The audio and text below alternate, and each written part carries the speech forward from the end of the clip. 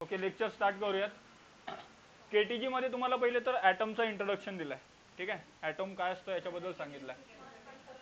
ह्या ॲटमचा जो basic introduction आहे ना तो कोणी दिलाय? जॉन्स डॅल्टनने दिलाय. आणि ह्यांनी कधी दिलेला हा 1803 मध्ये दिलाय. बट जॉन्स डॅल्टनच्या पण अगोदर ॲटम बद्दल कोणीतरी सांगितलं होतं. आणि त्या ॲटम बद्दल पहिले कोणी सांगितलं होतं? सर आयझॅक न्यूटनने सांगितलेलं. ओके, आता दिसते काय? हा, त्यांना बोलताना सर आयझॅक न्यूटन बोलतात. अजून ओके, ऑल सेट.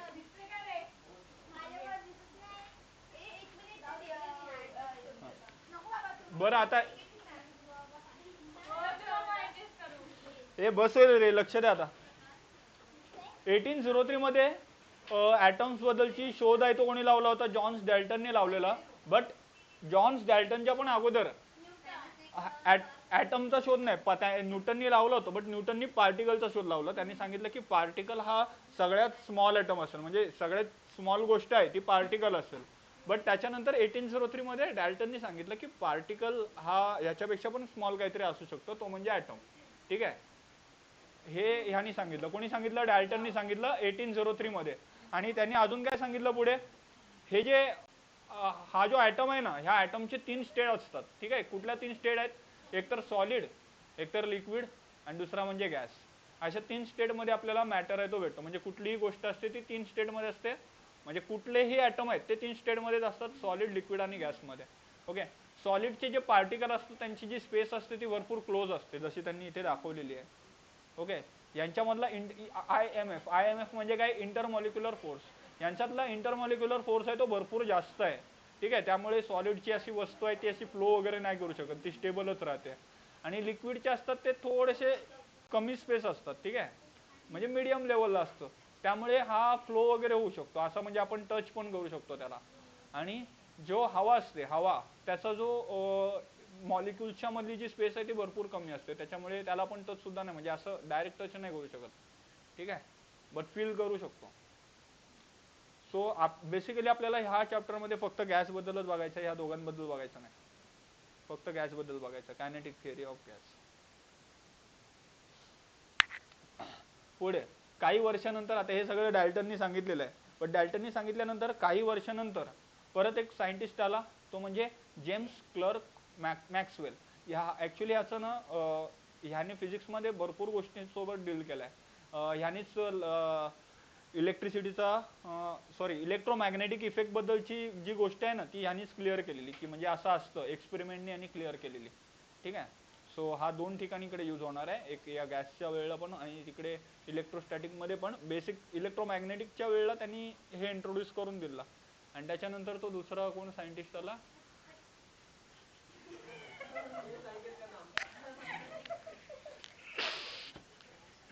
मॅक्सवेल होता. मॅक्सवेल नंतर AC बद्दल मला वाटतं यांनी सांगितलं असेल, काय नाव त्याचं? टेस्ला. हे 2 सायंटिस्ट आहेत ना, यांनी पुढे गॅस बद्दलची थोडीशी डिटेलमध्ये सांगितलं, डिटेल्स बद्दल माहिती दिली. हां हां, हा टॉपिकच असा आहे की केमिस्ट्री आणि फिजिक्स दोघांचा पण फ्युजन आहे याच्यात. ओके, म्हणजे जे आपण स्टडी करतो ते ॲक्च्युअलमध्ये तुम्हाला केमिस्ट्रीमध्ये डीपमध्ये असेल. ओके, आता मुद्दा काय आहे? गॅस बद्दलची जी डिटेलमध्ये जी स्टडी आहे ना ती ह्यांनी दिलेली आपल्याला पुढे 1873 मध्ये. म्हणजे जवळपास किती, पहिला किती होता? 1803 होता ना, 70-75 वर्षानंतरचा यांनी सांगितलं. यांनी काय काय सांगितलं ते बघा, पॉइंट्स काय काय दिलेत. सगळ्यात पहिलं काय दिलेलं आहे त्यांनी? Gas molecules perform random motion. म्हणजे जे गॅसचे मॉलिक्युल्स आहेत ते कसेही फिरत असतात वाकडे तिकडे. एखादा बॉक्स जर घेतला आपण आणि या बॉक्समध्ये जर आपण गॅसचे मॉलिक्यूल घेतले तर ते जे मॉलिक्युल्स आहेत ना ते कसेही फिरत असतात, एकदम रॅन्डम मोशन करतात, त्यांचं मोशन अजिबात फिक्स नसतं. ठीक आहे, यावरून पण काय होतं का? पुढे असू दे. पुढे काय सांगितलं त्यांनी? Their size is negligible. म्हणजे हवा आहे ना, हवेची जी साईज आहे ती निग्लिजिबल आहे, आपल्याला बघता येणार नाही अशी आहे. ठीक आहे, पुढे त्यांनी नेक्स्ट पॉईंट मध्ये काय सांगितलंय? They move in straight line path. आता जी हवेचे जे पार्टिकल आहेत ते स्ट्रेट लाईन पाथ मध्येच मूव्ह होतात. जर आता तुम्ही सनलाईट वगैरे अशी कधी येताना बघितली असेल तर तुम्ही त्याच्यातनं असं पार्टिकल वगैरे ऑब्झर्व केले असतील. त्यांचा जो मोशन असतो तो कसा असतो, सरळ लाईनीमध्ये असतो. ठीक आहे. पुढे काय सांगितलं त्यांनी, when molecules move they collide with each other called as collision and also called as elastic collision. म्हणजे ते आता हवेचे पार्टिकल आहेत ते रॅन्डमली फिरतात, म्हणजे फिरता फिरता काय करतात, एकमेकांना आदळतात आणि हे कंटिन्युअसली आदळतच असतात. आता एक पार्टिकल आला, सगळे रॅन्डमली फिरतात, मग हा येईल, हा याला आदळेल, हा इकडे जाईल, हा इकडे जाईल, हा जाऊन कुठल्या दुसऱ्या पार्टिकलला आदळेल आणि त्यांच्यामध्ये कंटिन्युअसली कोलिजन होत राहतं. कोलिजन म्हणजे काय माहिती आहे ना, कोलिजन म्हणजे कोलाइड करणं. दोन गोष्टी आहेत ते एकमेकांमध्ये कोलिजन करतात आणि परत दूर ढकलले जातात. ठीक आहे. हा ऍक्च्युली पॉईंट न्यूटननी पण सांगितलं होतं. न्यूटननी लाईट बद्दल सांगितलं होतं हा पॉईंट.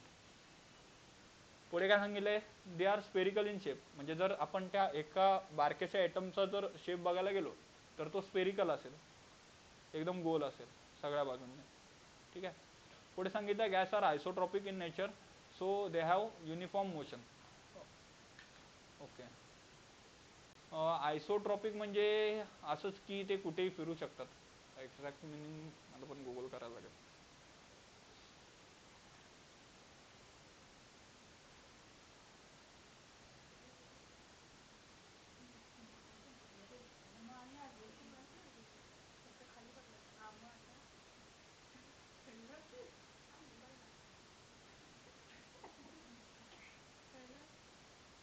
आयसोट्रॉपिक म्हणजे तेच की त्यांची जी डायरेक्शन आहे ती सगळ्या बाजूंनी युनिफॉर्म असते. ठीक आहे. आयसोट्रॉपिक म्हणजे त्यांनी ते सांगितलं की त्यांची जी डायरेक्शन असते ती सगळ्या बाजूंनी युनिफॉर्म असते. ओके. म्हणजे तो ह्यांचा जो मोशन आहे ना तो असा फिक्स असेल. आता सपोज की हा एक एक्झाम्पल देतो तुम्हाला मी, हा जर 30 मीटर पर सेकंडच्या स्पीडने जात असेल आणि हा इकडचा पण 30 मीटर पर सेकंडच्या स्पीडने जात असेल तर हा येतोय म्हणून हा याची स्पीड कमी नाही करणार. त्यांचा जो स्पीड असेल तो युनिफॉर्मच असेल, ते भले ते आदळले तरी चालतील, त्यांना काही फरक नाही पडत तसा. ठीक आहे. म्हणजे जे समजण्यासाठी सांगितलं तुम्हाला तसं. पुढे काय दिलंय, the collision between molecules is instantaneous. Instantaneous म्हणजे त्यांचा जो कोलिशन आहे तो असा पटापट पटापट होत असतो. इन्स्टंटेनियस म्हणजे एका इन्स्टंटमध्ये होणं, एका छोट्याशा टाईममध्ये होणं. ठीक आहे. त्यांचा जो कोलिजन आहे तो फटाफट फटाफट होत असतो. सांगायचा मुद्दा तेच. आता पुढे आहे गॅस लॉ. आता गॅस लॉ आहे तो 3 सायंटिस्टनी दिलेला आहे. पहिला म्हणजे बॉइल्स, दुसरा म्हणजे चार्लिस आणि तिसरा म्हणजे गेलुझॅक. ओके. तिघांनी मिळून दिलेला आहे. असू दे, लगेच त्याचं नाव आलं तर हसायलाच पाहिजे की. असू दे असू दे. आता ह्या तिघांनी मिळून ना ही प्रेशरची इक्वेशन दिलेली, PV इक्वल टू NRT. आता ही इक्वेशन आली कुठनं ते बघूयात. आता आयडियल ही यालाच, ही जी आहे ना यालाच गॅस इक्वेशन बोलतो आपण किंवा आयडियल गॅस इक्वेशन पण बोलतो आपण. ठीक आहे. Ideal gas equation. आता ही आली कुठनं ते बघा. बॉइल्स काय बोलला, बॉइल्सने जेव्हा एक्सपेरिमेंट केला तेव्हा त्याला असं कळलं की जेव्हा आपण प्रेशर वाढवतो, जसं आपण प्रेशर वाढवतो ना एखाद्या गोष्टीचं, तसं त्याचं व्हॉल्यूम डिक्रीज होतं. ठीक आहे. किंवा असं समजा की, असं नका समजू, असं समजा बघा, एक आता व्हॉल्यूम मध्ये मी काहीतरी फुगा भरलेला आहे. ठीक आहे. आता त्या फुग्याचं जसं मी व्हॉल्यूम असं म्हणजे आतमधनच डिक्रीज करत गेलो ना तर त्याच्यातला आतमधीतला प्रेशर आहे तो वाढत गेला. मी हवा नाही सोडले असं नाही बोलत, मी हवा सोडली असं नाही बोलत. समजून घे जरा. कमी म्हणजे त्याला असं दाबलं सगळ्या बाजूंनी, कळते. असं दाबल्यानंतर काय होईल, त्याचा जर त्याचा तो व्हॉल्यूम आहे तो मी कमी करतोय तर त्याच्यात आतमधीतला जो प्रेशर आहे तो काय होईल, वाढेल. जेवढा कमी कमी करेल त्याचा प्रेशर वाढेल आणि तो फुटेल एका टाइम मध्ये. म्हणजे सांगायचा मुद्दा असा की जेवढा प्रेशर जास्त असतो तेवढा व्हॉल्यूम कमी होतो. ते इन्व्हर्सली प्रोपोर्शनल आहेत एकमेकांना, एवढंच सांगायचा मुद्दा आहे. ठीक आहे. बट त्याच्यामध्ये हे ते बीटी लिहिलं, याचा अर्थ काय ते समजून घ्या. बीटी हा शॉर्टकट आहे. बायल्सनी जेव्हा सांगितलं होतं ना तेव्हा त्यांनी टेम्परेचर आहे तो कॉन्स्टंट ठेवला होता. कळलं. हे जे त्यांनी एक्सपेरिमेंट केलं हे कॉन्स्टंट टेम्परेचर मध्ये असताना केलं. Pressure is inversely proportional to volume when temperature is constant, असं हा बॉइल्सनी सांगितलं होतं. चार्लिसनी काय सांगितलं, चार्लिसनी सांगितलं की व्हॉल्यूम आहे हा टेम्परेचरला डायरेक्टली प्रोपोर्शनल आहे. म्हणजे प्रेशर जेव्हा कॉन्स्टंट असतो तेव्हा व्हॉल्यूम हा टेम्परेचरला डायरेक्टली प्रोपोर्शनल असतो. म्हणजे जेवढा आपण व्हॉल्यूम वाढू तेवढा टेम्परेचर पण वाढेल असं. ठीक आहे. इकडे प्रेशर होता तो कॉन्स्टंट होता प्रेशर. आणि तिसऱ्यामध्ये गेलुझॅकने काय सांगितलं होतं, प्रेशर हा डायरेक्टली प्रोपोर्शनल असतो टेम्परेचरला.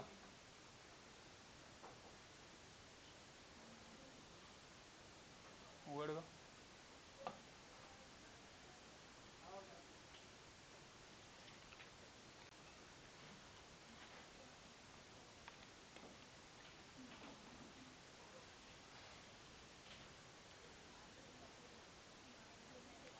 काय आहे? मी ठाण्याच्या माझ्या नवीन वर्षाची आहे मुलासाठी काय मागवत आहे. कुठल्या? हे त्यांना आदिवासी मुलं असतील ना तेव्हा आपल्या भटक्या जमाती लोकांना त्यांच्यासाठी.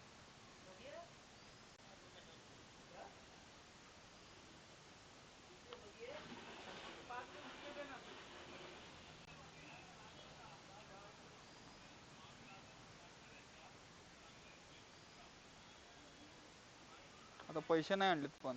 वो कृपया मध्ये यार भाऊ काहीतरी जो 7 रुपये. हां दादा यार ते बैल उचली आहेत ना टाकून केस झालेली ह्याच्यावर केस झाली का रात्री केस टाकले उद्या ह्याच्या का रात्री केस टाकले कुठं केस कसली केस पडलेली अरे नाही ते पाहिजे बाबा त्या अंगावरती नाही कसली केस टाकली मी काय बोलू शकत. अरे दादा सगळी येत ना. हो पैसे हे नाहीत माझ्याकडे आता कॅश नाही आहे. 10-20 रुपये हा 10-20 रुपये 10-20 रुपये ना बघतो थांबा. 10 रुपये आहेत काय ग? ते काहीतरी आदिवासी संघटना आहे ना त्यांना काहीतरी पैसे द्यायचे आहेत असं. 10 रुपये असतील तर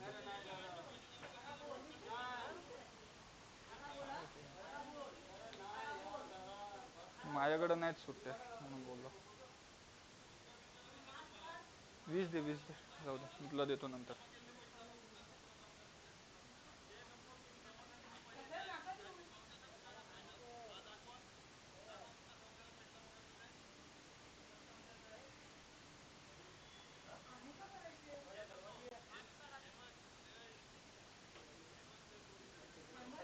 बघ त्यांचं झालं की बघू.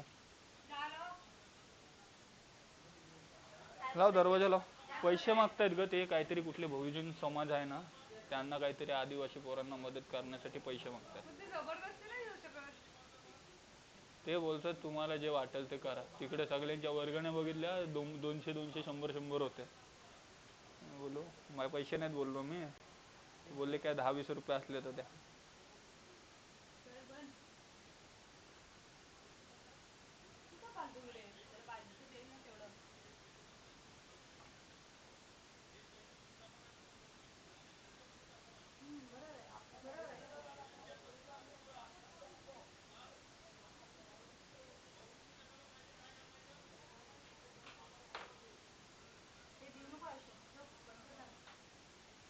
चला आपलं आहे ते कंटिन्यू करू आपण.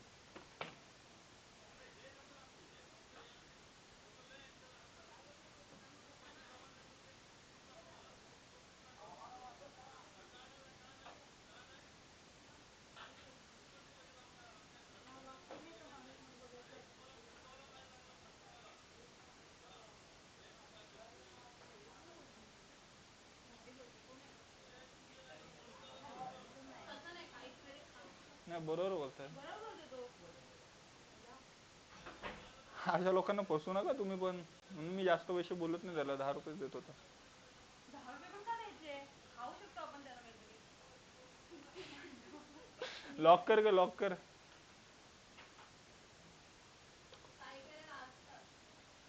प्रूफ दाखवायला पाहिजे त्या लोकांनी. बरोबर बघ जास्त त्यांचं हे असते की तुम्ही कुठे पैसे दाखवायचे. Okay come to the point. पहिले वाटलं पोलीसच आहे. ते काय पोलीस पण असं काही करू नाही शकत. त्यांचा काय एवढा संबंध आहे. मास असं कुठे मार्केट वगैरे पण एवढं. हा तेच तर मार्केटमध्ये तर उलटा किती असतो असं तर लोक मास काढून. ओके गेलुझॅकने काय सांगितलं व्हॉल्यूम कॉन्स्टंट असतं आणि जर व्हॉल्यूम कॉन्स्टंट असला तर प्रेशर हा टेम्परेचरला डायरेक्टली डिपेंड असतो. म्हणजे जेवढं टेम्परेचर वाढू बेसिकची गोष्ट आहे बघा ना. एखाद्या गोष्टीमध्ये जर आपण टेम्परेचर वाढवलं तर ऑटोमॅटिकली त्याच्यात प्रेशर जनरेट होईल. कळते का? म्हणजे ही रूम बंद असली आणि आपण इथं असेच असलो तर टेम्परेचर आपलं जसं वाढेल ना तसं इकडे प्रेशर पण वाढेल. म्हणजे समजते का तुम्हाला? टेम्परेचर ऑटोमॅटिकली वाढेल ना. हा आणि तेवढंच प्रेशर पण वाढेल या रूम मधला. प्रेशर म्हणजे इन टर्म्स ऑफ गॅसच प्रेशर वाढेल ना. गॅस म्हणजे कार्बन डायऑक्साईड वगैरे. आपल्याकडचं हा हा हा हा हा हा कार्बन डायऑक्साईड हा तो क्रिएट होईल तसं बोलतोय. ठीक आहे. आता ह्या तिन्हीच्या तिन्ही इक्वेशन वरून त्यांनी ना एक इक्वेशन बनवली की प्रेशर आणि व्हॉल्यूम आहेत हे डायरेक्टली हे बघ प्रेशर आणि व्हॉल्यूम आहेत हे डायरेक्टली टेम्परेचरला प्रोपोर्शनल आहे अशी त्यांनी इक्वेशन बनवली. बघ इथं टेम्परेचर बघ टेम्परेचर दोन्ही ठिकाणी तसंच आहे आणि इथं व्हॉल्यूम आणि प्रेशर आहे हे डायरेक्टली टेम्परेचरवर डिपेंड आहेत. तिकडून त्यांना काय कळलं प्रेशर आणि व्हॉल्यूम डायरेक्टली टेम्परेचरवरती डिपेंड आहेत. इकडून जर त्यांनी कॉन्स्टंट टाकून जर फॉर्म्युला बनवला तर तो असा बनेल PV equal to R into T. ठीक आहे. आर काय असेल आता हा कॉन्स्टंट ऑफ प्रोपोर्शनॅलिटी मग त्याचं नाव आहे गॅस कॉन्स्टंट. ठीक आहे. आर आपला गॅस कॉन्स्टंट असेल. ओके. आता तुम्ही बोलाल की एन कुठून आला. एन आता तो नंबर ऑफ मॉलिक्यूल वरती पण डिपेंड करतो म्हणून तिकडे एन घेतलाय. पीव्ही इक्वल टू एनआरटी तिकडून फॉर्म्युला आला. ठीक आहे. सो हे तुम्हाला दिलेलं आहे. पी म्हणजे प्रेशर, व्ही म्हणजे व्हॉल्यूम, एन म्हणजे नंबर ऑफ मोल किती मॉलिक्युल्स आहेत ते, आर म्हणजे गॅस कॉन्स्टंट आणि टी म्हणजे टेम्परेचर. पुढचा point what is real and ideal gas. आता ऍक्च्युअल मधला रिअल गॅस कुठला असतो आणि आयडियल गॅस काय असतो. टर्म मध्ये जसं दिलंय तसंच. आयडियल म्हणजे असा ज्याला आपण इमॅजिनरी म्हणजे हा ज्याच्या कन्सिडरेशन नुसार आपण रिअल गॅसला कम्पेअर करतो. आयडियल गॅस असा म्हणजे जो हा काय बोलतात त्याला इनकॉम्प्रेसिबल वगैरे असं काय काय होतं ना टर्म. कधी कॉम्प्रेस नाही होणार. हमें लगता है हमारा बच्चा पढ़ता है पण हमारा बच्चा कुछ और ही कर रहा होता है. अरे म्हणजे आयडियलची कन्सिडरेशन आहे म्हणजे ऍक्च्युअल मध्ये आपल्याला वाटतो तसं आहे पण तसं नसतं असं सांगायचा मुद्दा आहे. हा ते तसं नाही जसं तुम्ही समजताय. चांगलं आहे ना तुम्हाला समजायला बरं पडेल पण जे आहे तसंच समजा नको तसं समजू नका. ओके. मोल्स बद्दल काय सांगितलंय. हा फक्त एक युनिट आहे म्हणजे सगळ्यांना मोल म्हणजे काय केलंय आता सगळ्यांसाठी वेगळा वेगळा युनिट बघण्यापेक्षा त्यांनी सगळ्यांना एकच युनिट दिलाय मोल्स म्हणजे सगळ्या पार्टिकलसाठी. सगळ्या पार्टिकलला मोल मध्ये मोजतात असं. ठीक आहे. मोलचा फॉर्म्युला बघा काय दिलाय मास अपॉन मोलार मास. ठीक आहे. मास म्हणजे एखाद्या पार्टिकलचा असेल आणि मोलार म्हणजे काय ओव्हरऑल असेल ना ग. एने म्हणजे हॅवे मोलार म्हणजे ओव्हरऑल असेल ना. हा म्हणजे अख्ख्या गॅस मधल्या पार्टिकल घेऊन गेला की काय नाही ना.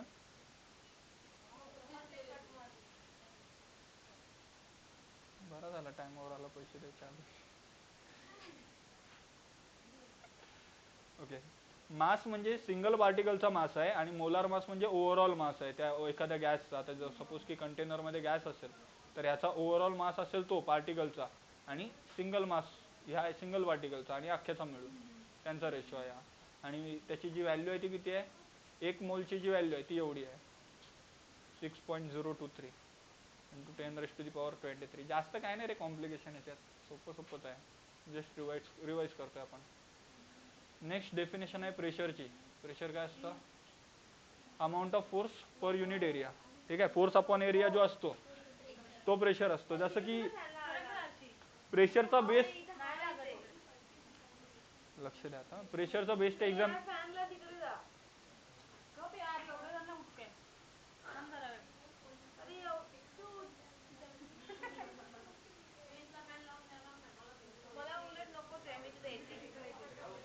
तुझं झालं प्रांजल. शांतपणे जा. मी काय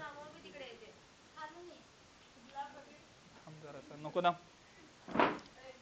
जमेल याला.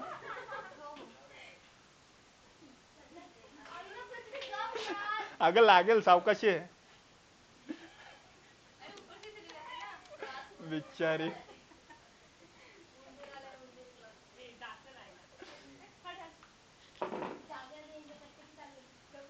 ओके. प्रेशर काय असतं बघा. प्रेशर म्हणजे काय फोर्स पर युनिट एरिया. ठीक आहे. म्हणजे बेस्ट एक्झाम्पल द्यायचं तर खिळ्याला आपण जेव्हा टोकतो आपण तेव्हा आपण काय करतो हातोड्याचा फोर्स लावतो. ठीक आहे.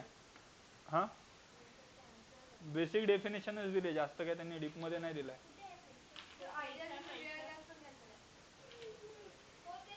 आपण फक्त इंट्रोच घेतलाय त्याचं ते काही डीप मध्ये घेतलं नाही एवढं. ब्लॅक बॉडी आहे पुढे आहे.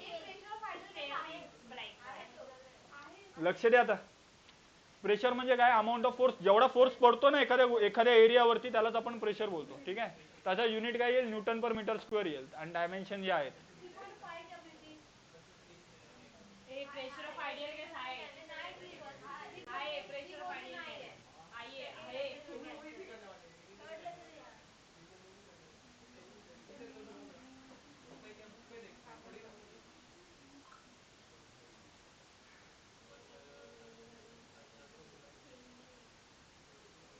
ओके, आता गॅसचा प्रेशर किती असतो ते बघा. प्रेशर ऑफ गॅस काय आहे ते बघा. प्रेशर ऑफ गॅसमध्ये हा एक त्यांचा जनरल फॉर्म्युला आहे.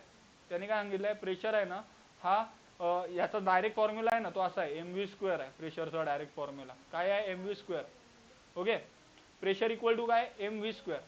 आता इकडे एम म्हणजे काय, मास आहे, व्ही म्हणजे वेलॉसिटी आहे. बट वेलॉसिटी आता 3 डायरेक्शन मध्ये असेल, कळते ना. एखादा पार्टिकल आहे ह्याला जर फिरायचं असेल तर हा ह्या डायरेक्शन मध्ये पण जाऊ शकतो, वरती पण जाऊ शकतो आणि ह्या तिसऱ्या डायरेक्शन मध्ये पण जाऊ शकतो.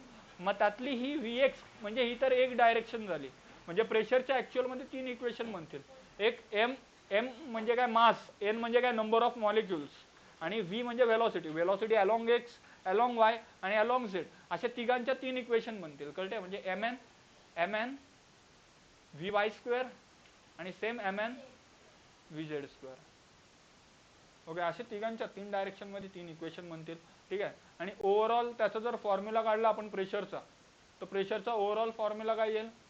प्रेशरचा ओव्हरऑल फॉर्म्युला बघा. पहिले तर त्यांनी काय केलंय, एम एन व्ही स्क्वेअर घेतला डायरेक्टली. म्हणजे आता तिन्ही डायरेक्शन मध्ये आपल्याला बघायचं आहे, कळते तुम्हाला. हा जो एम एन व्ही स्क्वेअर आपण ओव्हरऑल घेतोय, बरोबर आहे. ओव्हरऑल घेतोय म्हणजे काय, आपला एम एन व्ही स्क्वेअर आहे ना हा 3 भागात डिवाइड होतोय, कळते.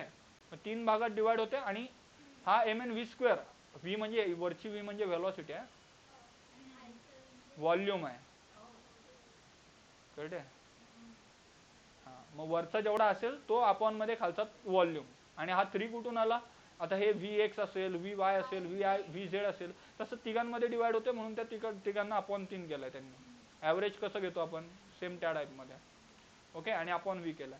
आता ह्यामधनं पण त्यांनी काय केलंय बघा, 1/3 ला सेपरेट केलंय आणि एम एन व्ही स्क्वेअर ला सेपरेट केलंय. इकडनं आणखी एक फॉर्म्युला काढलाय. ओके, फॉर्म्युला खाली जनरेट केलाय, ते खाली असेल, एकदम खाली आहे वरचा. हा हा, हे बघ, हे इथे तर हा तर फॉर्म्युला आपण आत्ता लिहिलाय. एम म्हणजे मास, एन म्हणजे नंबर ऑफ मॉलिक्युल, व्ही म्हणजे वेलॉसिटी आणि कॅपिटल व्ही म्हणजे व्हॉल्यूम. आणि हाच तो फॉर्म्युला आपण जो लिहिलाय तो. आणि ह्यालाच आपण अजून काय लिहू शकतो ते बघा. इकडे मास अपॉन व्हॉल्यूम दिसते तुम्हाला, काय असतो मास अपॉन व्हॉल्यूम, डेन्सिटी. मग इकडे मास अपॉन व्हॉल्यूमच्या जागी त्यांनी डेन्सिटी काढली आणि हा अजून एक नवीन फॉर्म्युला बनवलाय. हा पहिला झाला, खालचा दुसरा झाला. त्यांनी अजून एक तिसरा पण फॉर्म्युला बनवलाय बघा. हा तोच फॉर्म्युला आहे, वरचा हा परत घेतलाय जसंच्या तसं. आणि याच्यामध्ये काय केलं माहितीये का, 2 नी मल्टिप्लाय डिवाइड केलाय. 2 नी बघा इकडे वरती खाली या बाजूला 2 नी मल्टिप्लाय केलाय आणि एका बाजूला 2 नी डिवाइड केलाय. आता इकडे काय फॉर्म्युला होते ते बघा. इकडे मास दिसते तुम्हाला, वेलॉसिटी दिसते, 1/2 दिसते. असा कुठला फॉर्म्युला आहे, कुठला फॉर्म्युला आहे, very good Simran, half M V square. हा कायनेटिक एनर्जीचा फॉर्म्युला आहे. म्हणजे ह्या एवढ्या टर्म, एवढ्या आणि एवढ्याच्या जागी आपण डायरेक्टली कायनेटिक एनर्जी लिहू शकतो. आणि हा एन म्हणजे काय, नंबर ऑफ मॉलिक्युल आहे. म्हणजे इथे एन नी मल्टिप्लाय करा, नाही तर नका करू. म्हणजे सिंगल पार्टिकलचा घ्यायचा असेल तर नाही घ्यायचा, आणि ओव्हरऑल घेत असेल तर एन ला मल्टिप्लाय करायचा. अरे मास अपॉन व्हॉल्यूम,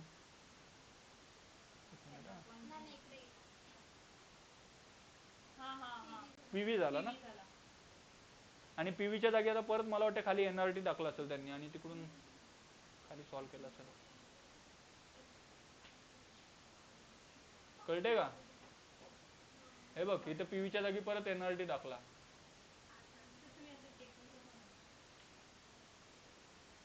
पीव्हीच्या जागी जर एनआरटी टाकलं तर काय होईल बघा, 2/3 कायनेटिक एनर्जी. पीव्हीचीच व्हॅल्यू असते, PV equal to NRT, ideal gas equation. आणि इकडून अजून काय फॉर्म्युला फॉर्म होतोय पुढे, एवढंच आहे ना, 2/3 कायनेटिक एनर्जी, एनआरटी. इकडून त्यांनी एनर्जीचा इथून त्यांनी कायनेटिक एनर्जीचा नवीन फॉर्म्युला बनवलाय बघा. काय बनेल, 3 वरती जाईल, 3 वरती जाईल, एनआरटी ॲज इट इज, 2 खाली येईल, हा येईल कायनेटिक एनर्जीचा आणखी एक फॉर्म्युला. कायनेटिक एनर्जीचे बेसिकली 2 फॉर्म्युले दिलेत बघा. ओव्हरऑल सांगतोय मी, आता बघितलंय त्याचा. एक हाफ mv² आहे, एक हा फॉर्म्युला झाला आणि एक हा फॉर्म्युला झाला. हे 2 फॉर्म्युले आहेत. प्लस आता ही एक अजून 2 फॉर्म्युले कुठले बघितलेत आपण. एक हा फॉर्म्युला बघितलाय पहिला,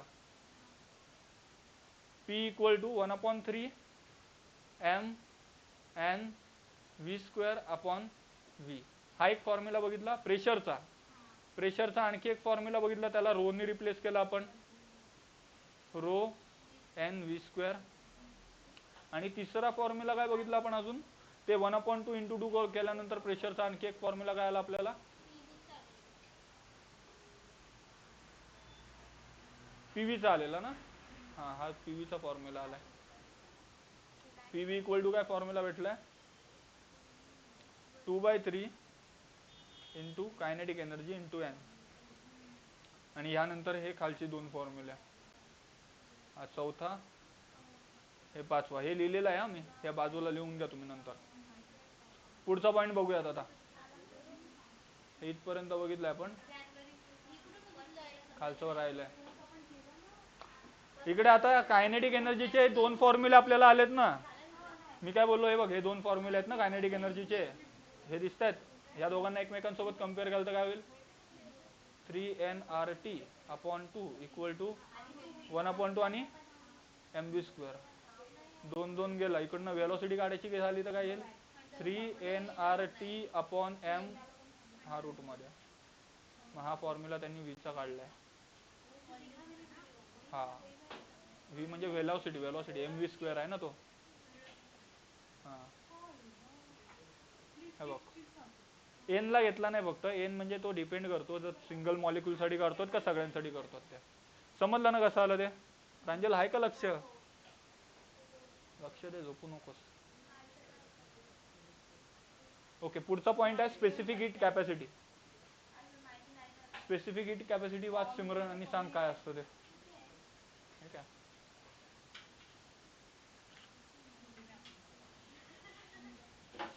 इतना अमाउंट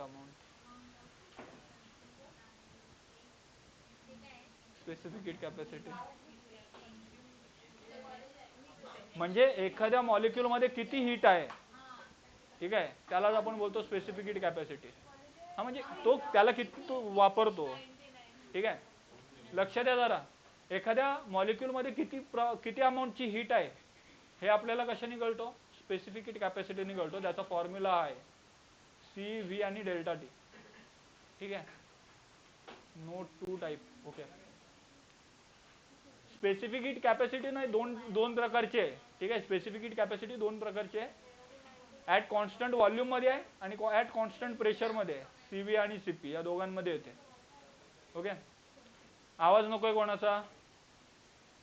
पुढे त्यांनी मेयर्स रिलेशन दिलाय. मेयर्स हे फक्त फॉर्म्युले लक्षात ठेवा, याचे डेरिव्हेशन येणार नाहीत तुम्हाला. जनरली नाही विचारत एवढे डेरिव्हेशन, याचे एवढे विचारणार नाहीत. सम्सला वगैरेच येतील. 31 तारखेला सुट्टी असेल की कॉलेजला. कॉलेज असला मग हो सर. मग प्लॅन चेंज. ते तुम्ही ठरवा उद्या आणि बघा. म्हणजे ठरवा नाही, उद्या सांगा आणि सांगा. कुठे आपण हे 30ला सुट्टी आहे, 31ची नाहीये. अरे तुम्हाला तिथे काय करायचं, उपवास उधर देखो कसला प्लॅन. उधर देखो कोल्ड ड्रिंक और पॉपकॉर्न ही मिलने वाला है, चाइनीज भी मिलने वाला है. ते पण 150 रुपयाला हा एवढूसा आणि हे एवढूसा कोक. तिकीट की प्राइस कितनी है. काय खाऊ नाही शकत. मग शुक्रवारी उपवास आहे तुझा. अरे कारण की गुरुवारी सुट्टी आहे. 31 ला शुक्रवार आहे ना. हा शुक्र शनिवार कॉलेज आहे उद्या. पण हे नाही ना सर 30 को नाही 31st को ही देतो. कारण तिकीट बुक केल्यावर उद्या जाऊया ना. उद्या कोणाला प्रॉब्लेम आहे. उद्या काहीच नाही. अरे असंच ठरवा अचानक. हा उद्याच जाऊया सर. उद्या काय नाही. अरे कॉलेज. अरे आपण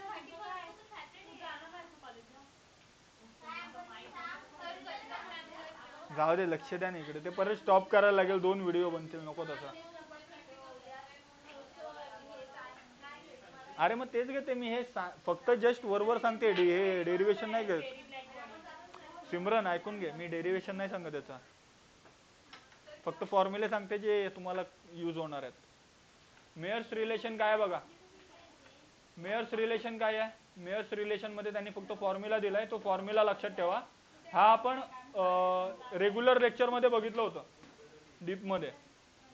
मेयर्स रिलेशन असेल बघ ना याच्यात.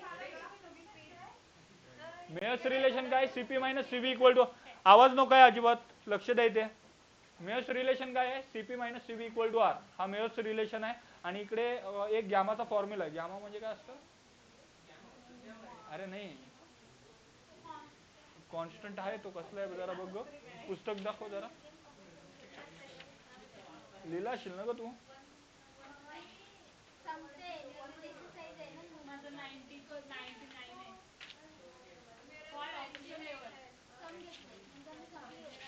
सगळे सम आहेत.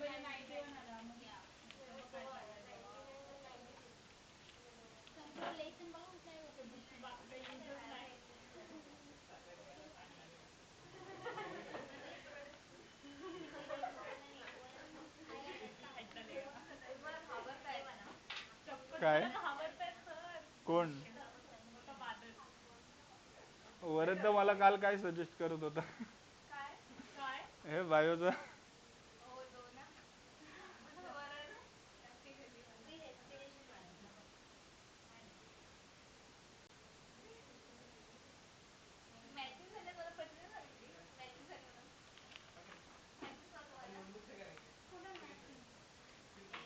याच्यात गॅमा आहे काय का कुठं?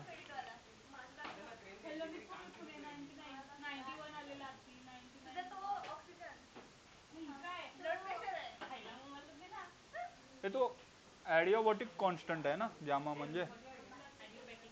तेच ते बॉल हिने ओ लिहिलंय. ॲडिओबॉटिक कॉन्स्टंट आहे ना, तेच लिहिलंय, तेच वाचलं मी.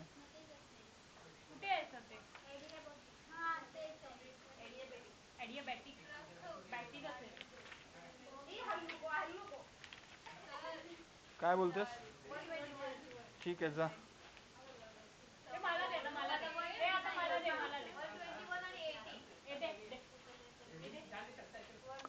CP minus CV equal to R, हे तर बघितलंय आपण.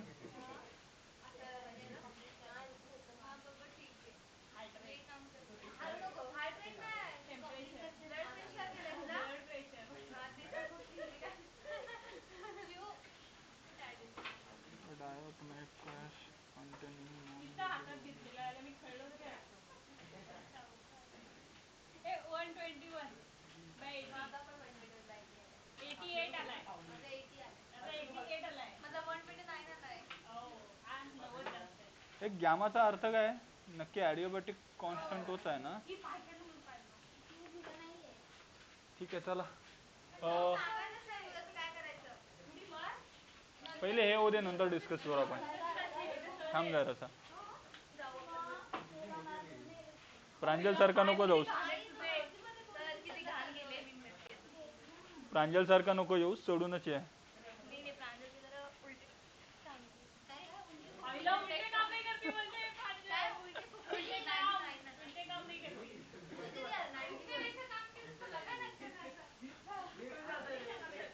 अरे ते प्रचितींनी तुला खाली चेपलेला. ओके चलेगा. सीपी मायनस सीबी ची व्हॅल्यू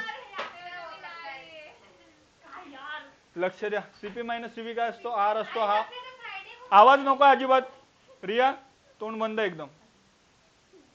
मेयर्स रिलेशन काय आहे? CP minus CV equal to R आहे. हा मेयर्स रिलेशन आहे आणि हा ॲडिओबॉटिक कॉन्स्टंट आहे. ठीक आहे, बॉटिकच आहे, तिने लिहिलंय तिथे, मी तेच वाचतोय. आणि हे प्रत्येकाची याची व्हॅल्यू दिली, मोनो ॲटॉमिक साठी, डायॲटॉमिक साठी आणि ट्रायॲटॉमिक साठी आणि पॉलीॲटॉमिक साठी पण. मोनो म्हणजे सिंगल ॲटम असला तर सीपी. याच्यामध्ये तुम्हाला हा एक एकच व्हॅल्यू लक्षात ठेवायची. ही एक लक्षात ठेवा प्रत्येकाची सीबीची. हे मी तुम्हाला चार्ट दिलं होतं मला वाटतं है ना, आणि त्या चार्टनी सांगितलं होतं. आहे का तुझ्याकडे? आहे बघ, मोनो ॲटॉमिकचा आहे, आता मोनो ॲटॉमिक मध्ये ना काय काय बघा, हे दिसते का कोणाला? नाही सर,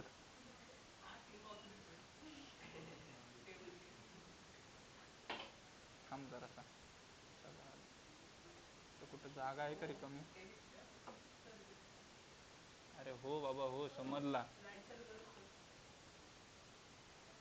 हे बघ, या ठिकाणी मी टेबल ड्रॉ करतो.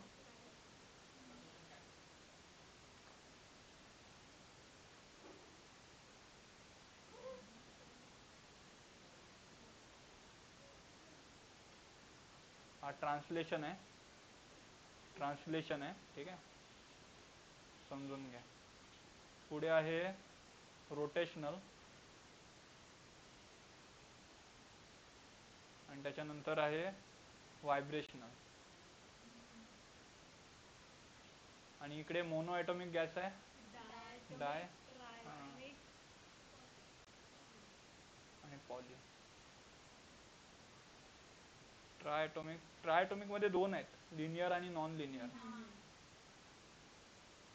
लिनियर आणि नॉन लिनियर, आणि त्यानंतर आहे पॉली. पॉलीॲटॉमिक म्हणजे भरपूर सारे मॉलिक्यूल. भवंडर काय, त्याचा अजून एक येते कुठला तरी, डिस्ट्रॅक्ट, भूकंप, भूकंप.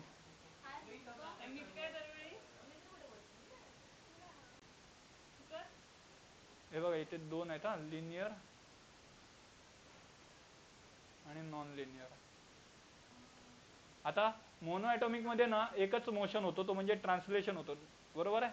ट्रान्सलेशन आहे ना, ट्रान्सलेशन मोशन हा तीन डायरेक्शन मध्ये होतो, म्हणजे इकडे होऊ शकतो, इकडे होऊ शकतो आणि इकडे होऊ शकतो. म्हणून त्याचे इकडे आहे ना, इथे 3 येईल ट्रान्सलेशनला. आणि रोटेशनलला मोनो आहे, मोनो ॲटॉमिक, हा एकच ॲटॉम, आणि इथे 0 असेल, रोटेशन नाही करणार आणि व्हायब्रेशन पण नाही करणार.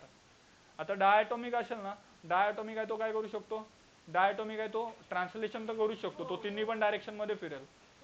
हा, रोटेशन पण करू शकतो, पण रोटेशन आहे ती 2 डायरेक्शन मध्ये करू शकतो, ठीक आहे. म्हणजे असं आणि असं ना, हा 2 डायरेक्शन मध्ये, एकतर असा आणि असा, डंबेल सारखा. इथे 2 असतो आणि इथे 0, व्हायब्रेशन नाही करणार तो. आणि ट्रायटॉमिक मध्ये 2 गोष्टी असतात, ठीक आहे, म्हणजे एकतर असं असेल, असं असं ट्रायटॉमिक असेल, ठीक आहे, आणि नाहीतर मग असं असेल, लाईन शेअर, असं सांगितलं ना मी. एक लिनियर मोशन असतो आणि दुसरा म्हणजे नॉन लिनियर. हा नॉन लिनियर आहे आणि हा लिनियर मोशन आहे, ठीक आहे. आणि हा काय काय करेल, हा इकडे ट्रान्सलेशन मध्ये 3 दोघं पण करतील, ओके. लिनियर वाला आहे ट्रायटॉमिकचा, तो रोटेशन पण करेल, तिन्ही बाजूंनी रोटेट होईल, ओके.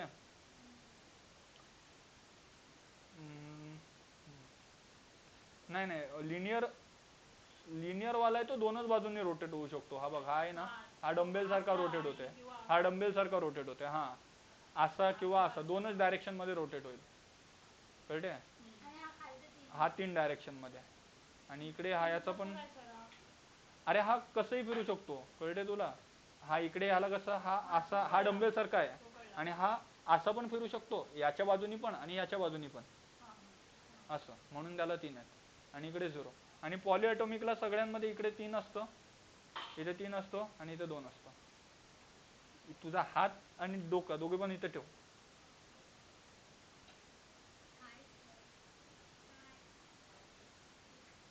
ओके, हे समजलं ना तुम्हाला. आणि इकडनंच हे CP/CVचे फॉर्म्युले काढलेले आहेत, ठीक आहे. याच्यामध्ये तुम्ही फक्त हे पहिलं लक्षात ठेवलं ना तरी पण काम होते तुमचं.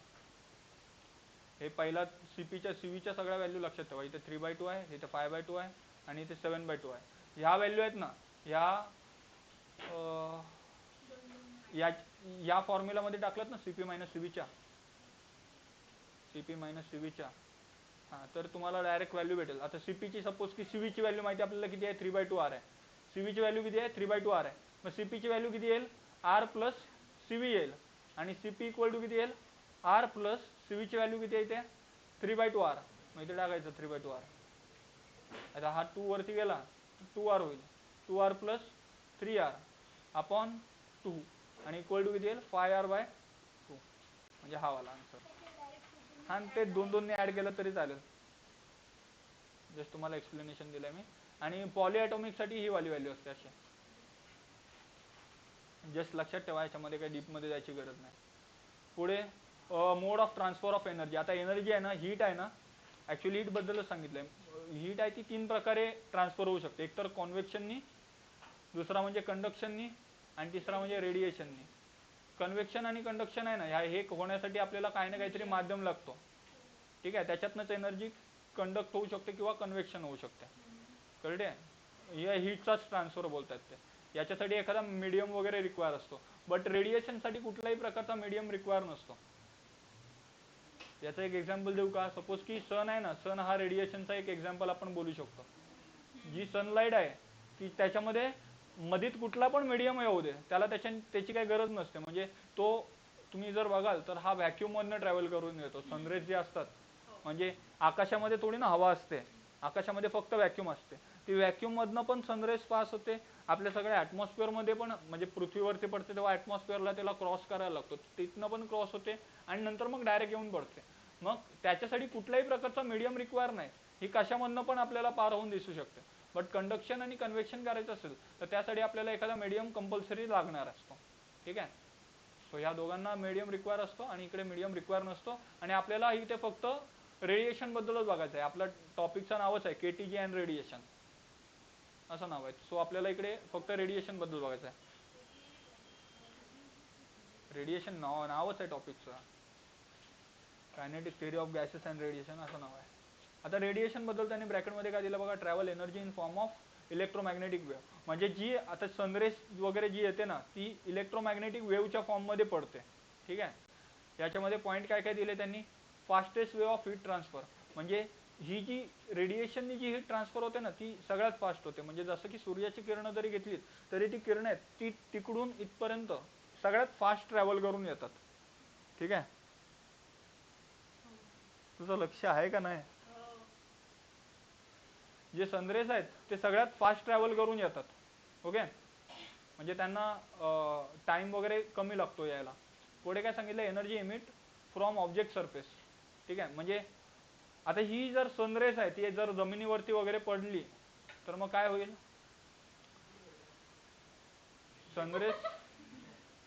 सनरेज जर जमिनीवरती पडली ना तर काय होईल माहिती आहे का, जमिनीवरून ना ही जी जमीन आहे ना ही एनर्जी इमिट करायला लागेल. हाँ वही सब, जैसे कि अभी अगर बहुत ही ज़्यादा अगर हीट वगैरह रहेगी, समर बहुत ज़्यादा रहेगा, मतलब फेब मार्च का टाइम वगैरह रहेगा, तो उस टाइम पे रस्ते से नाही का ऐसे रस्त्यावरून नाही का अशी हीट इमिट करते, आपल्याला असं उष्णता वाटते जमिनीवरूनच. किंवा तुम्ही गाडी चालवाल ना तर गाडी चालवताना पण तुम्हाला फील होईल की खालून उष्णता लागते. तसं ते वाला सांगतायत ते. Energy emit from object surface, म्हणजे ज्या ऑब्जेक्टच्या सरफेसवरती पडेल ना ती ऑब्जेक्टची सरफेस आहे ती एनर्जी इमिट करेल असं सांगतात ते. म्हणजे तेच जे तुम्हाला सांगितलं आता मी. The emit energy is term as radiant energy. म्हणजे जी एनर्जी इमिट होते ना रस्त्यावरून जशी, त्याला आपण रेडियंट एनर्जी बोलतो. ठीक आहे. रस्त्याचं एक्झाम्पल काय केलं तुम्हाला समजेल म्हणून, एक्झाम्पल म्हणून सांगतोय रस्ता. पुढे काय दिलं, it can travel through material medium as well as in vacuum medium. म्हणजे तिला काही फरक नाही पडत, मटेरियल मधनं पण चालेल आणि व्हॅक्यूम मधनं पण चालेल.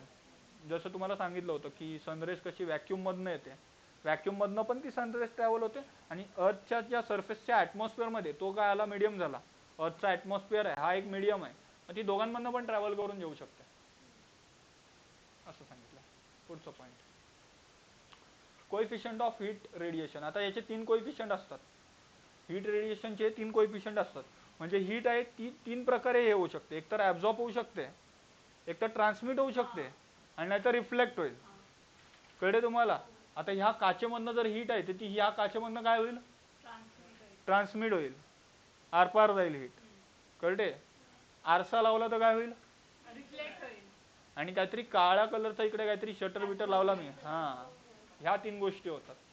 ही आता इकडे एखादी सरफेस कन्सिडर केले, यामधनं काय होईल, एकतर ही सनरेज आहे ती काय होईल, ही जी सरफेस आहे ती ॲब्झॉर्ब करेल, ॲब्झॉर्बचा कोएफिशियंट आहे, नाहीतर ही रिफ्लेक्ट करेल किंवा ही ट्रान्समिट करेल, म्हणजे ही आतमध्ये जाईल. हा तेच ते मी वाचत होतो ना, लक्षात आलेलं काहीतरी यांनी जोक केलं इकडे, क्युटीवर नव्हता. हा क्यू म्हणजे काय, ही क्यू म्हणजे टोटल अमाऊंट ऑफ हीट, ठीक आहे. क्यू ए म्हणजे काय, अमाऊंट ऑफ हीट ऍब्झॉर्ब, ठीक आहे. जेवढी अमाऊंट ऑफ हीट, हा ऍब्झॉर्प्शनचा कोएफिशियंट आहे, ठीक आहे. आणि हा काय झाला ए, म्हणजे जेवढी हीट ऍब्झॉर्ब होते तो, आणि अपॉन टोटल हीट. आर म्हणजे काय, जेवढी रिफ्लेक्ट होते ती अपॉन क्यू, आणि क्यू टी म्हणजे काय, ट्रान्समिट होते ती अपॉन हीट. मी सगळ्याच सांगतोय, तुम्ही एकाला पकडताय. ओके, आता परफेक्ट ट्रान्समीटर काय असतं, गुड रिफ्लेक्टर काय असतं, आणि ब्लॅक बॉडी काय असते ते बघा. आता जर हीट ट्रान्समिट होत असेल तर त्याच्यासाठी ऍब्झॉर्ब आणि रिफ्लेक्ट व्हायलाच नको ऍक्च्युअल मध्ये, कळते ना, फक्त हीट ट्रान्समिटच व्हायला पाहिजे. परफेक्ट ट्रान्समीटर बद्दल बघतो ना, मग तिकडे ऍब्झॉर्प्शनचा आणि याचा कोएफिशियंटच 0 पाहिजे, तेव्हा आपली जी हीट आहे ती कम्प्लिटली ट्रान्समिट होईल, त्याची व्हॅल्यू 1 येईल. गुड रिफ्लेक्टर कधी असेल, जेव्हा बाकीचे दोन म्हणजे सगळं सेम आहे, हा, क्यू आणि क्यू टी 0 असेल, ठीक आहे. आणि इथे असू दे, पुढे इकडे रिफ्लेक्शन आणि क्यू टी 0 असेल, आणि ऍब्झॉर्प्शन असेल तो त्याची व्हॅल्यू 1, हा कम्प्लीट ऍब्झॉर्ब होईल म्हणजे असं, ठीक आहे. पुढचा point, athermanous substance. Athermanous substance म्हणजे काय, the substance which are largely occupy thermal, हा opaque, sorry, largely opaque to thermal radiation. हा म्हणजे ते करत नाहीत, अपोज करतात, अपोज करतात, ठीक आहे. Substance which are largely opaque to, हा अपोज, पी डबल आहे ना, करतात,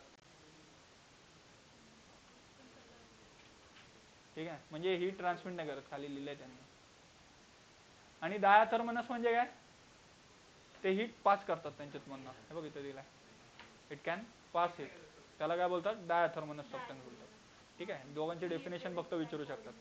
आता परफेक्टली ब्लॅक बॉडीची ही डेफिनेशन इथे दिली आहे. आता त्यांनी काय, एक फेरी नावाचा एक सायंटिस्ट होता, ठीक आहे. त्यांनी काय विचार केला की आपण एक अशी बॉडी बनवू ज्याच्यातनं हीट ट्रान्समिट पण होणार नाही आणि रिफ्लेक्ट पण होणार नाही, कम्प्लिटली ऍब्झॉर्बच होईल, ठीक आहे. मग त्यांनी त्याच्यासाठी ना एक अशा सरफेस बनवला जिथे त्यांनी आतमधनं एक असा काय बोलतात त्याला, हा एक आतमधीतली सरफेस आहे ना, ती अशी कोटेड विथ काय केले, लॅम्प ब्लॅक, म्हणजे इथे लॅम्प ब्लॅक लावलेलं आहे, ही एक लेअर लावलेली आहे, म्हणजे कम्प्लिटली काळी लेअर लावली. काळी लेअरच का, कारण की ती हीट ऍब्झॉर्ब करेल, त्याच्या आतमध्येच ठेवेल. आणि ह्या ऍब्झॉर्बच्या सरफेसच्या बाहेर त्यांनी सिल्वर पॉलिश सरफेस लावले. सिल्वर पॉलिश का, म्हणजे बाहेरचा टेम्परेचर आहे ना तो इकडे आतमध्ये येणार नाही, बाहेरचा टेम्परेचर आहे इकडे येईल, रिफ्लेक्ट करेल, येईल, रिफ्लेक्ट करेल, आतमध्ये येणारच नाही, असं त्यांनी सरफेस बनवलंय, ठीक आहे. अपर्णा लक्ष द्या, आतमध्ये त्यांनी ब्लॅक कलरचा सरफेस ठेवलाय, ठीक आहे, कोटेड विथ लॅम्प ब्लॅक ठेवलाय, आणि बाहेरची जी सरफेस आहे तिला सिल्वर पॉलिश केलंय. सिल्वर पॉलिश का, कारण की बाहेरचा टेम्परेचर आत येणार नाही, आणि आतमध्ये जो टेम्परेचर आहे तो आतमध्येच राहील आणि ऍब्झॉर्ब होईल, ओके. आणि त्यांनी आता एक एक्सपेरिमेंट केलं. त्यांनी काय केलं, इकडनं ना हा जो इथे एक छोटंसं नोझल ठेवलंय, आणि या नोझल मधनं हीट आहे ती पास केलंय, आणि ह्या ठिकाणी ना जस्ट जिथून तो हीट पास करतोय त्याच्या समोरच एक मिरर लावलाय, इथे मिरर लावलाय त्यांनी. आता होईल काय, ही जी हीट आहे ती इकडून लागून या मिररला लागेल, आणि मिररला लागून रिफ्लेक्ट होईल. आता ही जी हीट आहे ना ती अशी इकडनं आतमध्येच खेळती राहील, इकडून इथे लागेल, इथून इथे रिफ्लेक्ट होईल, इथून इथे होईल, इथून इथे होईल, इथून परत बघायला गेला तर इकडे इकडे अशी आतमध्येच खेळती राहील, फक्त बाहेर जाणारच नाही. आणि त्यांनी याला, ह्या डायग्रामला परफेक्ट ब्लॅक बॉडीचं नाव दिलं. आणि त्यांनी हा एक्सपेरिमेंट जेव्हा करून बघितला ना तेव्हा त्याच्या लक्षात आला की ऍक्च्युअल मध्ये त्याची जी हीट ट्रान्समिट आहे, सॉरी ऍब्झॉर्ब आहे, ती 100% व्हायला पाहिजे होती. ऍक्च्युअल मध्ये त्याची जी, त्याचा हा जो एक्सपेरिमेंट आहे त्याचा एम होता की 100% हीट आहे ती फक्त ऍब्झॉर्ब व्हायला पाहिजे, ऍब्झॉर्ब व्हायला पाहिजे, ठीक आहे. बट ऍक्च्युअल मध्ये झाला काय, 97% हीट आहे ती ऍब्झॉर्ब झाली, आणि उरलेले 3% आहे ती रिफ्लेक्ट आणि ट्रान्समिट झाली. हा परफेक्ट ब्लॅक बॉडीचं फेरीमध्ये फक्त, हा मी तुम्हाला ते ओव्हरऑलच सांगतोय, त्यांनी याच्यामध्ये तुम्हाला डायग्रामचंच एक्सप्लेनेशन द्यायचं आहे. बट त्यानंतर त्याला जो रिझल्ट भेटला ना तो रिझल्ट मी तुम्हाला सांगतोय आता, की तुम्ही बोललेलात की फेरीज ब्लॅक बॉडी पूर्ण ऍब्झॉर्ब करते आणि परफेक्ट ब्लॅक बॉडी 97% लॅक करते, म्हणजे नाही होते, नाही, फेरीज परफेक्ट होऊच नाही शकत, परफेक्ट इमॅजिनरी कंडिशन आहे, हा परफेक्ट होऊच नाही शकत. कळते, थोडं ना थोडं ऍब्झॉर्ब किंवा रिफ्लेक्ट होईलच. इथे त्यांनी इकडे बघा, अरे मी नव्हती या टॉपिकला, तेव्हा मला सरांनी नंतर सांगितलेलं की फर्स्ट एक नाही होणार, सगळ्यांना समजलं तेव्हा. इकडे पुढे दिलाय इमिशन ऑफ हीट रेडिएशन. थोडंसंच राहिलं आता. इमिशन ऑफ हीट रेडिएशन, याला ई नी डिनोट करतो आपण. ठीक आहे, याचा काय एवढं फारच राहिलं असावं. हाच राहिला शेवटचा. चला. नाही नाही नाही, याच्यानंतर आहे, याच्यानंतर आहे. आणि इम्पॉर्टंट आहे सगळं. क्रिचॉफ आहे, क्रिचॉफ आहे, विन्स आहे, स्टीफन बोल्टझमॅन आहे. हे बघ विन्स, आणि हा खाली असेल Stephen Boltzmann. Oh, it's okay. It's okay.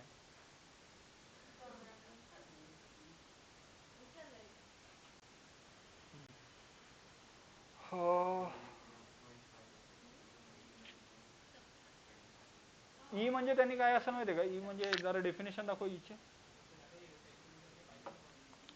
R म्हणजे रिफ्लेक्शनचा कोएफिशियंट आहे का काय आहे? डेफिनेशन काढ का सिमरन पुस्तकातली.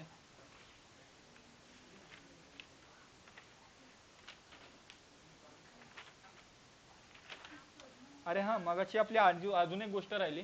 आपण जे कॉन्स्टंट बघितले होते ना, एक ऍब्झॉर्प्शनचा बघितलेला, एक रिफ्लेक्शनचा बघितला, एक ट्रान्समिटचा बघितलेला. या सगळ्यांची जर टोटल गेली ना, या सगळ्यांची टोटल गेली तर ती 1 येईल. या सगळ्यांची टोटल आहे ती किती होईल? 1 होईल. ठीक आहे, हे सम मध्ये आपल्याला लागत होतं. हा, ए म्हणजे काय असेल? Q A upon Q plus Q R upon Q plus T upon Q. ठीक आहे, कम टू द पॉइंट. आपलं काय चाललंय ते इमिशन बद्दल चाललंय ना.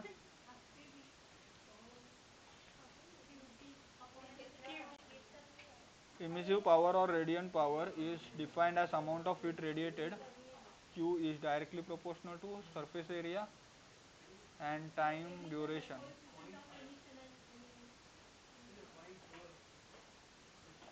Emissive power or radiant power. Okay, emissive power R आहे आणि तो ब्लॅक बॉडीचा असेल ना, ब्लॅक बॉडीचा इमिशन असेल हा. ह्या दोघांचा हा कोएफिशियंट झाला. ठीक आहे, हा कोएफिशियंट ऑफ इमिशन आहे. ओके, इमिशन बद्दल आहे ना, इमिशन म्हणजे हे, हा जो आर आहे म्हणजे काय? इमिशन. सॉरी, रेडियंट पॉवर बोलतात त्याला.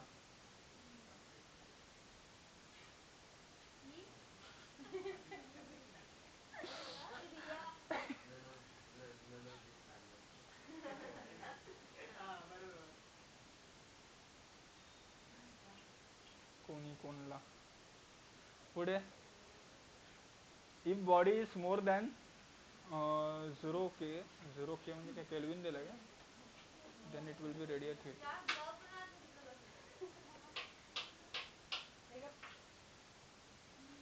टेम्परेचर जास्त असला तर रेडिएशन पण इन्क्रीज होईल. Okay, radiation.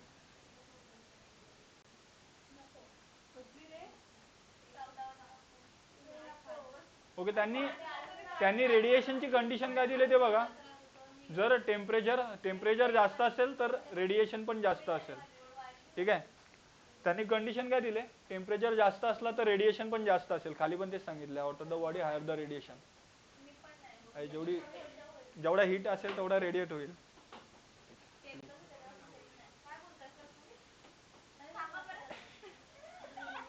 जेवढा टेम्परेचर जास्त असतो तेवढा रेडिएशन पण जास्त असतो. Hotter the body higher the radiation. काय बोलवायचं काय तुला माझ्याकडनं? तू पॉइंट वरच विचारतेस म्हणून. जेवढी बॉडी गरम असेल ना तेवढा त्याच्यातनं जास्त हीट रेडिएट होईल.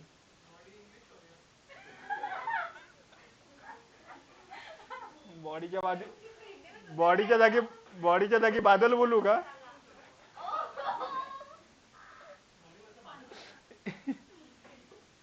पुढे बघा काय दिलंय. Amount of heat radiate is depend on. हे हा पॉइंट बघितलाय आपण, हा आत्ताच बघितला. पहिला पॉईंट आपण आताच बघितलं, टेम्परेचर जास्त असलं तर रेडिएशन जास्त असेल. दुसरा पॉईंट काय, नेचर ऑफ बॉडी वरती पण डिपेंड असेल. नेचर ऑफ बॉडी म्हणजे काय, आपण आपल्या बॉडीला पॉलिश करून ठेवलाय, पॉलिश केलं तर रिफ्लेक्ट होईल. ठीक आहे, पॉलिश केलाय की नाही त्याच्यावरती, किती साईजची बॉडी आहे किंवा त्याचा कलर काय कुठला असेल. म्हणजे ब्लॅक कलर असेल, मग तेच सांगते ना, नेचर ऑफ बॉडी म्हणजे ती पॉलिश आहे की पॉलिश नाहीये. पॉलिश असलं तर रिफ्लेक्ट होईल तो, कळते. मग पॉलिश आहे की नाही त्याच्यावरती पण, नसला तर रिफ्लेक्ट नाही होणार. म्हणजे पॉलिश आहे की नाही याच्यावरती डिपेंड आहे पहिली गोष्ट. दुसरी गोष्ट तर त्याच्या साईज वरती डिपेंड आहे. आणि तिसरी गोष्ट तर कलर वरती डिपेंड आहे. कलर म्हणजे काय, ब्लॅक बॉडी असेल तर ती, ब्लॅक कलर असेल तर तो ऍब्झॉर्ब करेल, असं असं सांगितलं त्यांनी. पुढे सांगितलं त्यांनी, पुढे surface area of the body, त्या बॉडीच्या सरफेस एरियावरती पण डिपेंड आहे.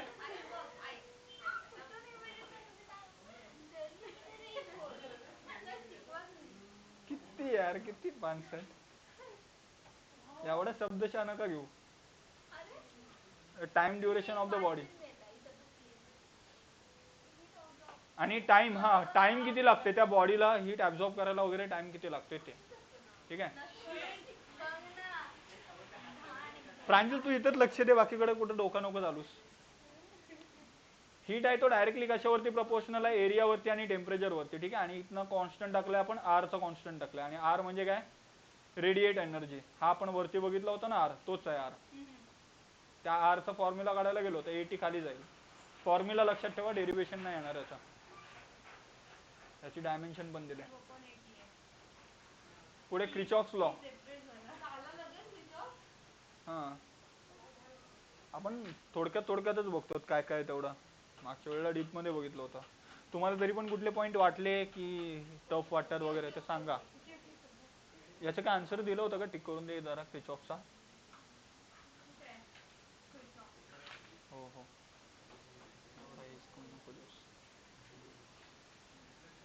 for a body emitting and absorbing thermal radiation in thermal equilibrium, the emissivity is equal to absorption. Okay.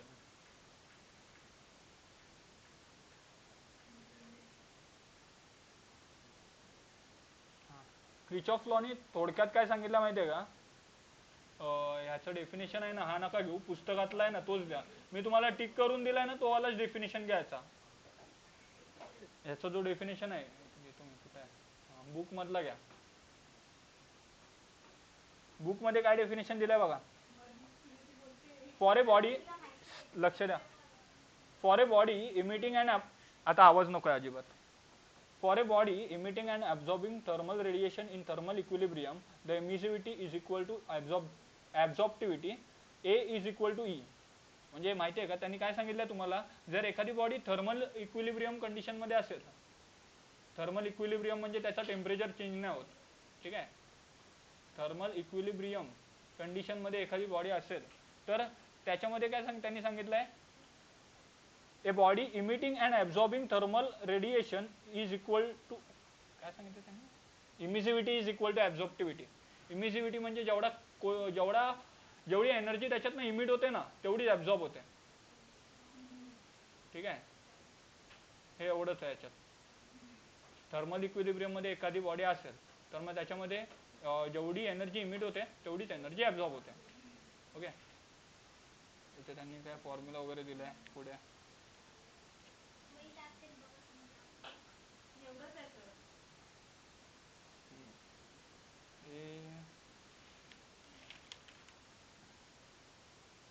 मध्ये पण बऱ्यापैकी तेवढंच आहे, फक्त जरा डायग्राम वगैरे काढून दाखवलाय. नाही इकडे आहे ना,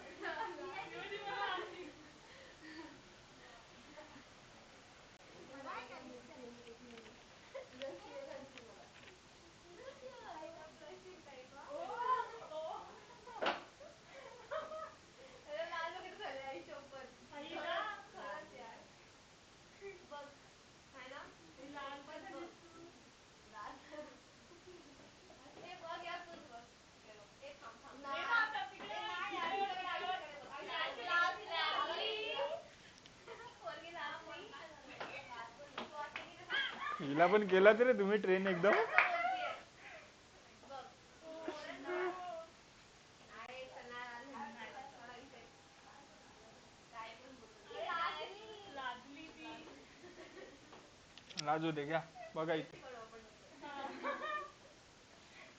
आता त्यांनी काय सांगितलं इकडे, जेवढी एनर्जी ऍब्झॉर्ब होते. आईला टिप टिप. कोण शपथ. कोण नाही काय शिकवत. मला वाटलं हिला काय झालं. ये किसका मोबाईल बज रहा है क्या. माझंच. आईला. हे कोण आहे सर. थांबा सर. घालवला मम्मी होती मम्मी.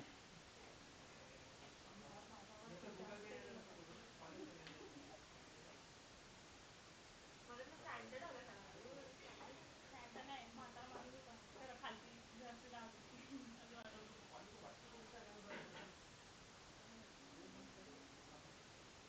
अजून एक बसेल का सर अजून इथे? एक बसेल, एक बसेल आणि एक आणि मग पांढरा पांढरी बस. आहे ना तेवढी जागा. काढली ना.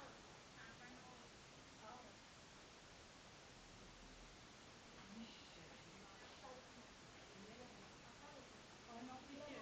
आईला. काय सर तीच बोलते माझा ऑफिशियल नंबर नाही. कृतिका अनऑफिशियल.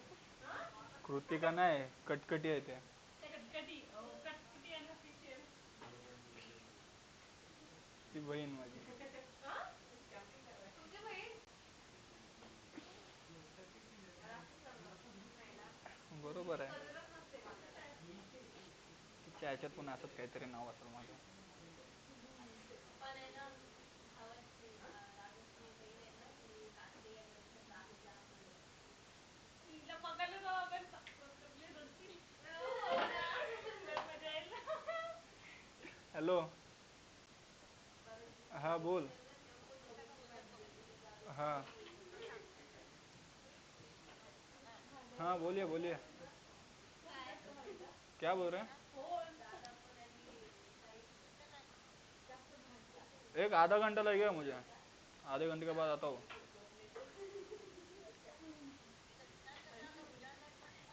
चार चार लाइन करिए, नहीं तो मैं आऊँ क्या उधर. एक आधा घंटा रुकेंगे आप कि क्या करते हैं. कर लीजिए, चार चार कर लीजिए. चार कर लीजिए, अच्छा लग रहा है चार ही. ऐकून घेतला. ठीक है ना, कर लीजिए, मैं आता हूँ थोड़ी देर में. ठीक है ठीक है ठीक है. मी पण. आमच्यात पण तसेच भांडणं वगैरे भरपूर होतात. त्याचा आता ना माणूस सर तुम्ही तिला बोला ना चार सगळं पाणी ऐकून ऐकलं. घेतलं शांतपणे.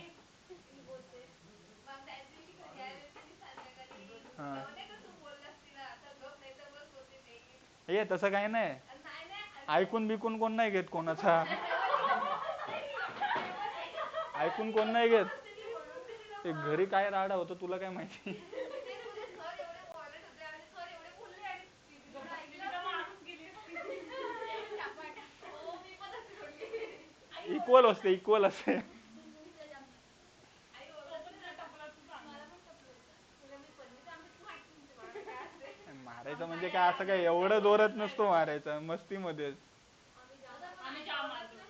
एकदा झाली की संपलं विषय. तिने आता ओरडायचं सोडलंय. तर किती ओरडणार म्हणून. पण ती लोकं नसली की तिचं नाही असं असं भांडणं. इग्नोर करतो. ह्या सगळ्या गोष्टी रेकॉर्ड होत आहेत, तुम्ही इकडे लक्ष द्या. हो दे. आम्हीच बघणार. आम्हीच बघणार. आणि असाल माझ्यावरच. आमचं पण आवाज आहे. बरं. आता यांनी काय सांगितलंय, जेवढी एनर्जी ऍब्झॉर्ब होते तेवढीच एनर्जी इमिट होते. मग इमिट होणारी एनर्जी किती आहे, एवढी आहे आर इंटू ए. ठीक आहे. आणि ऍब्झॉर्ब होणारी एनर्जी एवढी आहे ए क्यू इंटू ए. ठीक आहे. याच्यातनं जर तुम्ही कम्पेअर केलात ना तर ए कॅन्सल होतोय आणि आर ची व्हॅल्यू तुम्हाला इथे क्यू ची व्हॅल्यू किती भेटेल, हीटची व्हॅल्यू भेटेल R upon A into Q. Sorry एक मिनिट गडबड केली. Q is equal to R upon येईल ना फक्त.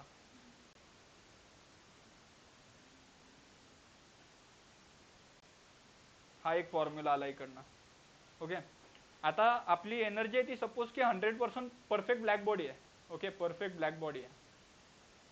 आता परफेक्ट ब्लॅक बॉडीसाठी ही जी इक्वेशन आहे ही कशी येईल ती बघा. इकडे हा ऍब्झॉर्प्शनचा कोइफिशियंट आहे ना परफेक्टली ब्लॅक बॉडीसाठी हा 1 असतो.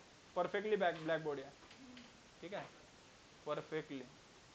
आता याच्यासाठी ऍब्झॉर्प्शनचा कोइफिशियंट आहे तो 1 असतो. ही सेम इक्वेशन घेतली आपण तर A Q into A equal to काय येईल, आर बी येईल, ब्लॅक बॉडीसाठीचा आहे, आणि इंटू ए. आता याच्यातनं ए ची जी व्हॅल्यू आहे ती 1 येईल इथे, कळते ना. म्हणजे Q A equal to directly Q B हे येईल. इथनं ए कॅन्सल झाला तर क्यू ची व्हॅल्यू डायरेक्टली आर बी एवढी येईल, ठीक आहे. आणि ही वाली इक्वेशन, एक मिनिट हा. ओके, आर बी ची व्हॅल्यू किती भेटली आपल्याला, आर क्यू ची व्हॅल्यू आर अपॉन ए भेटले.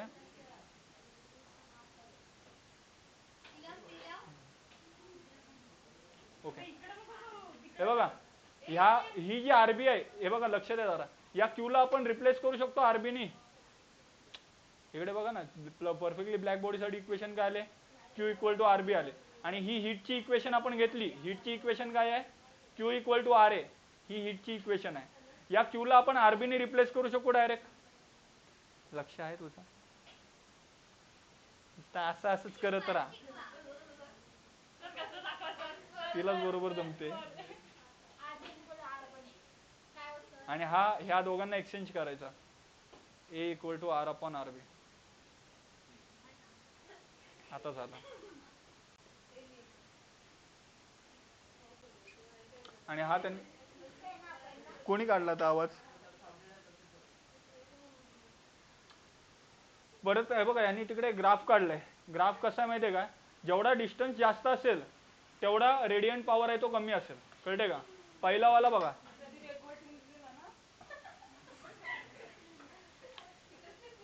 जरा इकडे लक्ष द्या, त्यांनी इथे ग्राफ काढलेला आहे. जेवढा डिस्टन्स कमी असेल, डिस्टन्स जास्त असेल, डिस्टन्स म्हणजे वेवलेंथ, वेवलेंथ म्हणजे आपण असा, ही जी वेवची एक लेंथ असते ना याला वेवलेंथ बोलतो आपण. म्हणजे हा जेवढा जास्त वाढत जातोय तेवढा त्याचा रेडियंट पॉवर आहे तो कमी होतोय, कळते का तुम्हाला. म्हणजे आता सपोज की एवढ्याचं बघितलंस तू, तर याच्यामध्ये हे बघ हा डिस्टन्स आता सपोज की मॅक्सिमम आहे, या ठिकाणी रेडियंट एनर्जी कमी आहे. रेडियंट एनर्जी मॅक्सिमम कुठे आहे, मिडलला आहे, या ठिकाणी 1000 आहे. दुसरं वाला कव बघितलं तरी तिकडे पण तसंच आहे, या बाजूला मॅक्सिमम आहे, इकडे मिनिमम आहे. या कव मध्ये त्यांनी अख्ख्या तेच सांगितलंय.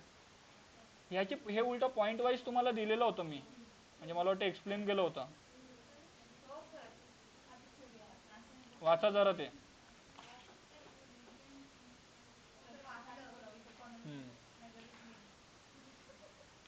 पुढे वेन्स डिस्प्लेसमेंट आणि याच्यानंतर एकच पॉइंट आहे स्टीफन बोल्टमॅन. ओके, वेन्स डिस्प्लेसमेंट मध्ये त्यांनी काय सांगितलंय, डिस्प्लेसमेंट आहे ना म्हणजे जेवढा डिस्टन्स आहे ना, डिस्टन्स तो टाइमला इनव्हर्सली प्रोपोर्शनल आहे. एवढं टेम्परेचरला, सॉरी टेम्परेचर आहे ना, टेम्परेचर, डिस्टन्स हा टेम्परेचरला इनव्हर्सली प्रोपोर्शनल आहे ते सांगितलं. म्हणजे हेच आहे, हे बघा याच ग्राफ वरून तुम्ही बघू शकता. आता इथे डिस्टन्स कसं आहे, मॅक्सिमम आहे या ठिकाणी, पण या ठिकाणी टेम्परेचर कसं असेल, कमी असेल. बघ ना, टेम्परेचर मॅक्सिमम कुठं होता, मिडलला होता. या ठिकाणी टेम्परेचर जास्त होता, बट टेम्परेचरचा कव बघितलंस तर म्हणजे टेम्परेचर आता हा वरचा असेल सपोज की, आता जर तुम्ही असं बघितलंच ना तर टेम्परेचर इकडे कमी असेल. म्हणजे जेवढा डिस्टन्स जेवढा जास्त असेल, 1500च्या वेळेला पहिला कव बघ ना, 1500ला टेम्परेचर कमी आहे, टेम्परेचर जास्त कुठे आहे, 3000ला आहे, कळते. म्हणजे जेवढा डिस्टन्स जास्त आहे तेवढा टेम्परेचर कमी. मग त्यांनी हाच रिलेशन घेतलाय वेन्स डिस्प्लेसमेंटनी. हा बघ, जेवढा लॅम्बडा मॅक्सिमम आहे, जेवढा लॅम्बडा मॅक्सिमम आहे तेवढा टाइम आहे तो, टेम्परेचर आहे तो इनव्हर्सली प्रोपोर्शनल आहे. आणि हा कॉन्स्टंट टाकलाय त्यांनी बी, हा याचा कॉन्स्टंट आहे, वेन्स डिस्प्लेसमेंटचा कॉन्स्टंट आहे, ठीक आहे. बघ त्यांनी लिहिलं इकडे वेन्स डिस्प्लेसमेंटचा कॉन्स्टंट, आणि इकडे तेच आहे, जेवढा टेम्परेचर मॅक्सिमम असेल तर वेवलेंथ कमी असेल. Okay, last point Stephen Boltzmann. आता याने काय सांगितलं होतं बघा, the rate of emission of a radiant power of a perfectly black body is directly proportional to 4th power of its absolute temperature. म्हणजे जी रेडियंट पॉवर आहे, जी रेडियंटच्या इमिशनची जी पॉवर आहे, रेडियंट पॉवर आहे, ही टेम्परेचरच्या 4th पॉवरला डायरेक्टली प्रोपोर्शनल आहे आणि तिकडनं त्यांनी सॉल्व्ह केला, कॉन्स्टंट काढला. याचं तुम्हाला हेच करायचं रे, तुम्हाला हे 2 मार्काला येईल फक्त. डेरिवेशन नाही येणार, डेरिवेशन हायचं नाही तर काय येईल, तो फॉर्म्युलाच दिले त्यांनी पुस्तकामध्ये पण, भरमसाठ थिअरी आणि थोडासा फॉर्म्युला, एवढंच लिहायचं. इकडे आरचा हे स्टिग्मा वगैरे असं दाखवायचं आणि स्टिग्माची काय व्हॅल्यू आहे ती पण दाखवायची. झालं. We can right.